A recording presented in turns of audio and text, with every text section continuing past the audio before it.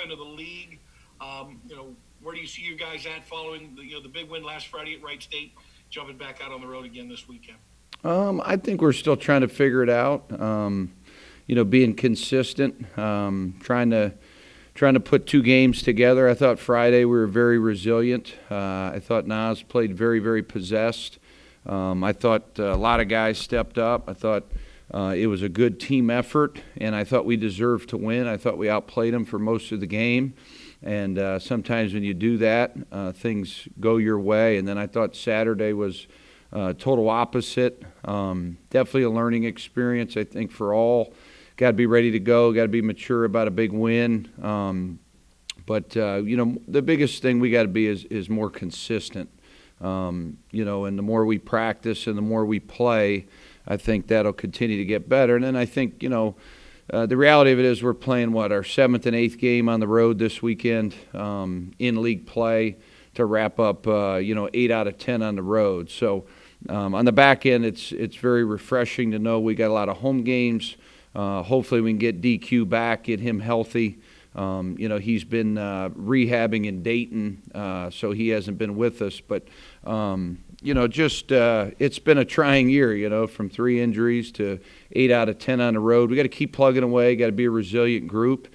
Friday we were that, and, now we got to get more consistent with it. When you look at Oakland, Coach, is it a team that's guard-oriented, and does it really begin with Jalen Moore? Yeah, I think Jalen's really, really good.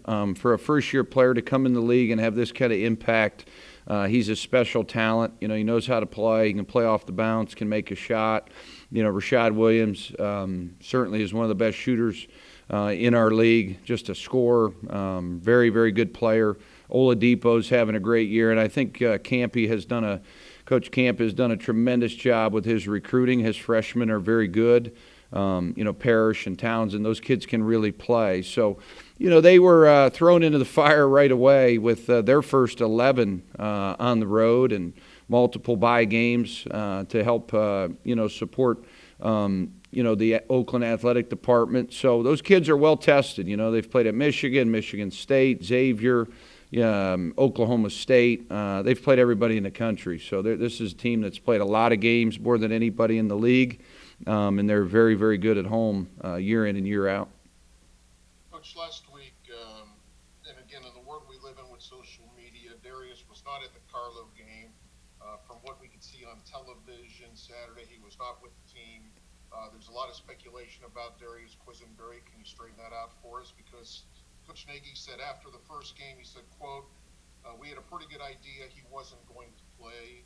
You said earlier in the week, I think he will play. So can you give us what's up with Darius Quisenberry? Yeah, I really, it's amazing, Dana, the world we live in. I think sometimes you guys have more information than us. The reality of it is he's getting treatment in Dayton.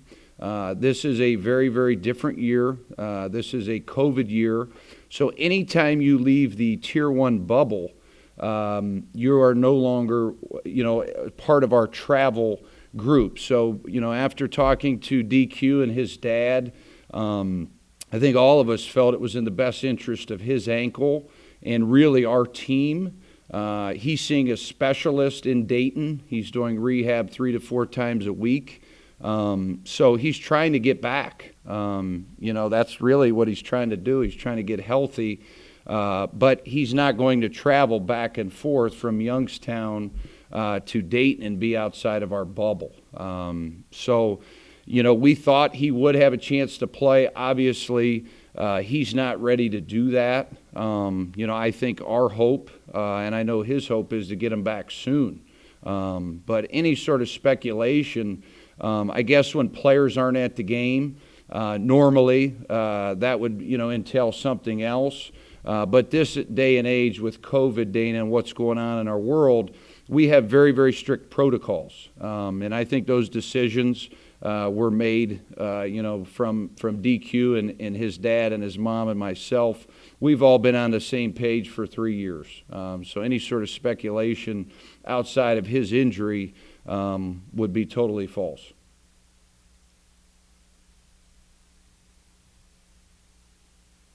Coach, you had mentioned Rashaad Williams. Is that a kid that you've got to make sure does not get going from beyond the arc early in that game and not allow him to gain some early confidence? Yeah, he's one of the best scorers in the league. You know, when he was at Cleveland State a couple years ago, you know, he lit us up. Over the years, he's been a very, very difficult guy to guard. So, you know, as soon as he gets on the floor, you got to worry about him. You know, that's what makes him so dangerous with him and Jalen. They can really score the ball. Coach, just to follow up with Darius seeking this treatment for his ankle, I'm assuming, correct? Yeah, yep.